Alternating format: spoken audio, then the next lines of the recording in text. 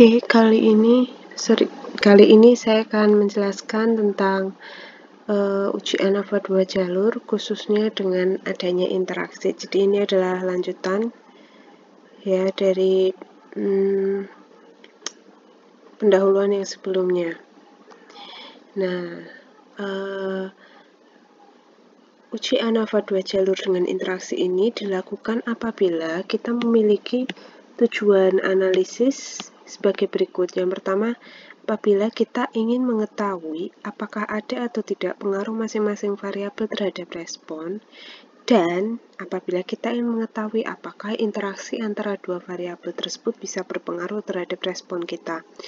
Nah, di sini contoh rumusan masalah yang dapat diselesaikan dengan ANAFA 2 jalur dengan interaksi, misalnya di sini contohnya apakah terdapat pengaruh antara suatu dosis obat terhadap efek antidepresannya, kemudian apakah terdapat pengaruh dari jenis kelamin terhadap efek antidepresan, dan yang ketiga adalah apakah terdapat interaksi antara dosis dan jenis kelamin terhadap efek antidepresan. Nah, prinsip pengujiannya sebenarnya tidak jauh berbeda dengan yang ANAFA 1 jalur, hanya saja di sini memang lebih banyak yang harus kita cari gitu ya. Kalau teman-teman ingat dulu kemarin pada saat uji ANAFA 1 jalur kita menghitung JKT, kemudian kita juga menghitung JKK ya. Jumlah kuadrat total kita hitung waktu itu, jumlah kuadrat kelompok juga kita hitung. Nah, karena ANAFA 1 jalur itu kelompoknya atau variabelnya hanya ada satu, maka JKK-nya juga hanya ada satu.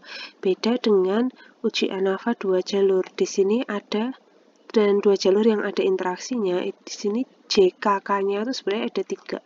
JKKA, JKKB, dan JKKAB. Nah, JKA ini adalah jumlah kuadrat dari kelompok A, JKB jumlah kuadrat dari kelompok B, kemudian JKAB adalah jumlah kelompok dari interaksi A dan B. Dilanjutkan dengan JKD. JKD itu jumlah kuadrat dalam, atau kalau yang kemarin saya istilahkan jumlah kuadrat galat, sama saja ya.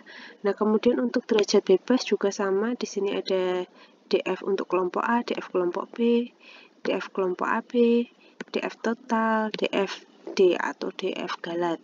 Kemudian ada juga kuadrat rata atau yang sering disebut dengan mean square. Ada mean square kelompok A, mean square kelompok B, mean square kelompok AB, dan juga mean square dari galat atau dalam. Kemudian kita hitung nilai F. Nilai F hanya hitung FOA, FOB, dan FOAB. FA ini sebenarnya kita membandingkan varians antara kelompok A, sedangkan FOAB di sini membandingkan varians di kelompok B. FOAB di sini adalah membandingkan varians dari interaksi keduanya. Kemudian langkah selanjutnya kita perlu menentukan F-tabel dan mengambil kesimpulannya. Nah, dalam pengambilan kesimpulan di sini tadi kita sudah punya nilai FO dan punya nilai F-tabel. Ketika nilai FO lebih besar dari F-tabel, maka ada perbedaan yang signifikan. Sedangkan jika nilai FO kurang dari sama dengan F-tabel, maka tidak ada perbedaan yang signifikan. Nah, sebenarnya ada info juga tambahan. Jadi kalau misalnya kita punya taraf kepercayaan 95%, itu nanti kesimpulan akhirnya bisa kita nyatakan sebagai signifikan. Jadi kalau hasil FO lebih besar daripada F-tabel, itu kita bisa nyatakan signifikan. Tapi kalau misalnya kita punya taraf kepercayaan 99%, maka jika terjadi FO lebih besar dari F-tabel, maka ini kesimpulannya sangat signifikan. Ya, ini hanya sekedar tambahan informasi, jadi tergantung taraf kepercayaan yang digunakan berapa. Nah, kemudian sama seperti tadi ya, kita hitung dulu jumlah kuadrat total, ada 1, 2, 3, ada 2, 4, 5 macam. Menghitungnya sebenarnya nggak jauh beda ya sama yang kemarin waktu kita ANAFA 1 jalur itu ya. JK total diperoleh dengan jumlah dari X kuadrat total dikurangi dengan jumlah XT dikuadratkan, jumlah X total yang dikuadratkan dan dibagi dengan N.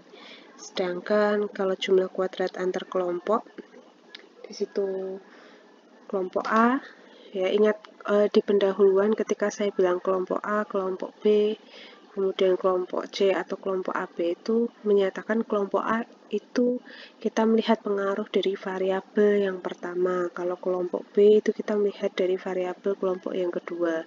Nah, setiap variabel kan punya subvariabel ya, Dek. Nah, di sini menentukan panjangnya ini. Kalau misalnya subvariabelnya cuma ada 3, ya berarti cuma 1, 2, 3. Ini nggak ada.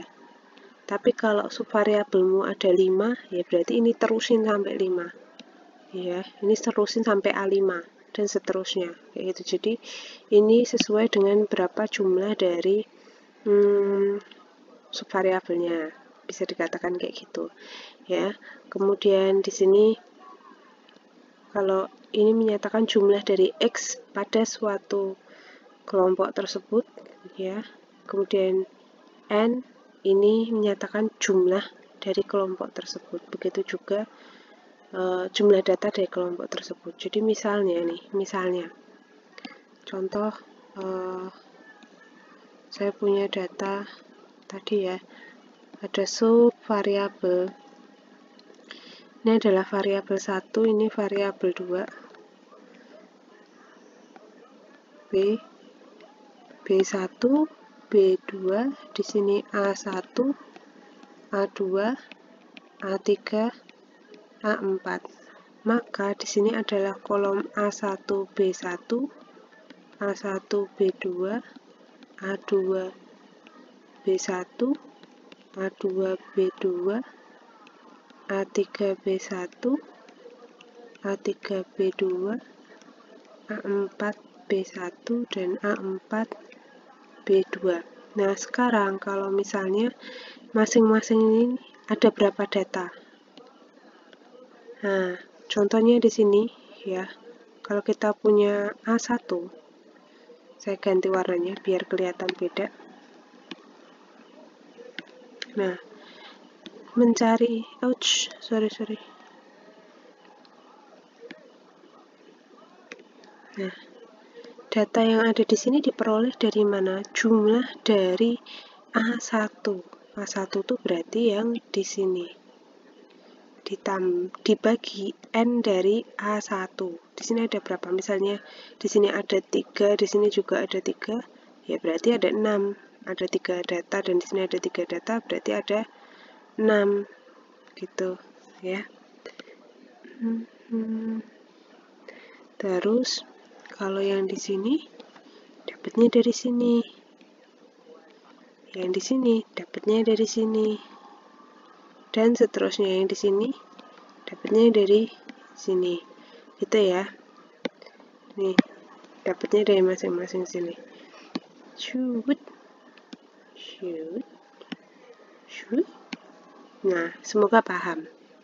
Nah, selanjutnya untuk yang kelompok B sama kayak tadi. Bedanya adalah kalau JKB, ini yang kuning nih JKB ya, tapi kalau untuk yang hijau, misalnya ini menyatakan ini, karena hanya ada 2 kelompok pada variabel yang kedua, ya B1 dan B2, maka bisa saya nyatakan ini tidak ada. Yang digunakan hanya ini saja. Kenapa? Karena hanya ada B1 dan B2. Ya, sama kayak tadi prinsipnya. Kemudian untuk jumlah kuadrat interaksi AB, ya di sini kita juga melihat jumlah XAB per NAB. Jadi kayak tadi, kalau ini kan sudah, kalau ini tadi, nah kalau yang JKA itu pakai yang kuning, kalau yang JKB pakai yang hijau, kalau JKAB itu pakai yang biru nih. Data yang ada di biru nih, masing-masing biru ini. Jadi kotak-kotak ini. Jadi jumlah XA1, A1 B1 kuadrat, jumlah X A1 B2 kuadrat, jumlah X A2 B1 kuadrat, dan seterusnya. Ya. Semoga teman-teman paham dulu sampai sini ya. Nah, kemudian bagaimana cara menghitung JKD? Ini cukup mudah. JKD dihitung dengan mengurangkan JKT dengan JKA, JKB, dan JKAB. Cukup mudah. Kemudian untuk derajat bebas sama seperti biasanya. Nah, yang perlu diperhatikan mencari derajat bebas, kita perhatikan notasinya, di mana A adalah jumlah data ya, jumlah data dari kelompok A, yang B jumlah data dari kelompok B, yang N adalah jumlah subjek totalnya. Jadi kalau misalnya tadi yang A-nya berapa, minus 1, B-nya berapa, minus 1, di sini DF dari A dikalikan DFB, kemudian DF total diperoleh dengan N-1, dan DF dalam atau DFD atau DF galat diperoleh dengan N dikurangi A dikali B. Ya, ini cukup mudah. Kemudian mean square, di sini kita tinggal memasukkan aja, kita sudah dapat nilai JKA, JKB, JKAB, dan JKD, dan kita sudah punya nilai DF-nya masing-masing. Ya, tinggal kita masukkan di sini. Dan yang terakhir kita melakukan F-hitung. F-hitung sebenarnya kita membandingkan antara mean square dari kelompok masing-masing kelompok, ya, mean square dari masing-masing kelompok terhadap mean square dalam, ya, baik itu untuk kelompok A, kelompok B maupun kelompok C yang merupakan interaksi antara A dan B. Nah, kemudian untuk setelah kita melakukan F-hitung, sebenarnya kita bisa mencari F-tabel ya. Nah, sebelum kita masuk ke F-tabel, data-data tadi bisa kita ringkas menjadi satu tabel ini. Biasanya memang ada tabel ringkasan ANOVA. Inilah intinya menamakan tabel ringkasan ANOVA. Ya, di sini kita punya nilai FOA, FOB, FOHB, dan di akhir kita punya nilai F-tabel. F-tabelnya dicari dengan F alfa. Alfa di sini menyatakan titik kritisnya. Alfanya kritisnya berapa, kemudian derajat bebas dari masing-masing variabel yang diamati dan juga interaksinya dibagi dengan DF dari dalam. Jadi ingat ya, ada DF1 dan DF2. Jadi ini bisa dimanfaatkan untuk mencari nilai F-tabel. Konsep mencari F-tabel sama seperti uji ANOVA yang satu jalur. Nah, berikut adalah contoh perhitungannya. Saya tidak akan menjelaskan dengan detail bagaimana contoh perhitungannya karena itu tugas kalian ya, tugas kalian dalam membuat video cara menghitungnya. Nah, di sini cuma contoh aja, silahkan nanti kalian pahami. Nah, ini tadi yang saya bilang identifikasi kelompok. Kalau saya mau menjelaskan yang kelompok tadi, kelompok A itu adalah nih, di kelompok A ada 3 kelompok, kelompok A1, kelompok A2, dan juga kelompok A3. Sedangkan untuk kelompok B itu kita punya 2 kelompok. 2 kelompoknya adalah kelompok B1 dan juga kelompok B2. Sedangkan untuk C atau kelompok AB, ya, interaksi AB ini merupakan satu-satu setiap kotak ini. Terus ini juga sendiri.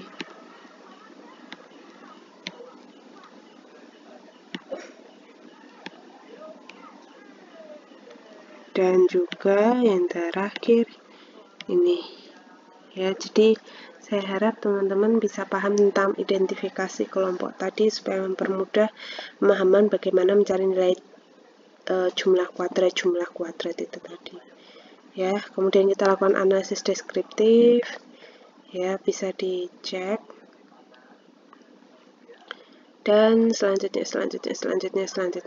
silahkan dicek. Semoga paham. Oke, semangat.